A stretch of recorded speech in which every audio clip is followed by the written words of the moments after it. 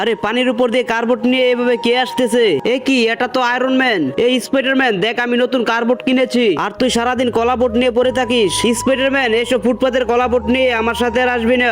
Spiderman, আমার সাথে চলতে হলে এসব দামি কার্বোট লাগবে। তুমি কি বললে আয়রন ম্যান, আমারটা ফুটপাতের বোট? তাহলে চলো আজকে তোমার দামি কার্বোটের সাথে আমার কলা বোটের রেসিং হবে। আর যে রেসিং এ জিততে পারবে তার বোটটি হবে পৃথিবীর সবচেয়ে সেরা সুপার বোট। ঠিক আছে স্পাইডারম্যান, তাহলে চলো রেসিং শুরু করে ফেলি। আয়রন ম্যান, রেসিংটি এখান থেকে শুরু হবে। যে সবার আগে বোট চালিয়ে এখানে আসতে পারবে তার বোটটি হবে পৃথিবীর সবচেয়ে সেরা সুপার বোট। হ্যালো বন্ধুরা, আজকে আয়রন ম্যানের দামি কার বোটের সাথে আমার কলা বোটের রেসিং হবে। তোমরা কি করছো? স্পাইডারম্যানকে যারা ভালোবাসো তারা এক্ষুনি এই ভিডিওটিতে লাইক করে চ্যানেলটি সাবস্ক্রাইব করে দাও। স্পাইডারম্যান, তাহলে চল আর দেরি না করে রেসিং শুরু করে ফেলি। Ready, 1 2 3 broom. স্পাইডারম্যান, তোকে আগে বলেছিলাম এসব আলতু ফালতু কলা বোট নিয়ে আমার সাথে রেসিং এ পারবি না। তাহলে দেখো আয়রন ম্যান কে হারে আর কে জিতে। বুম।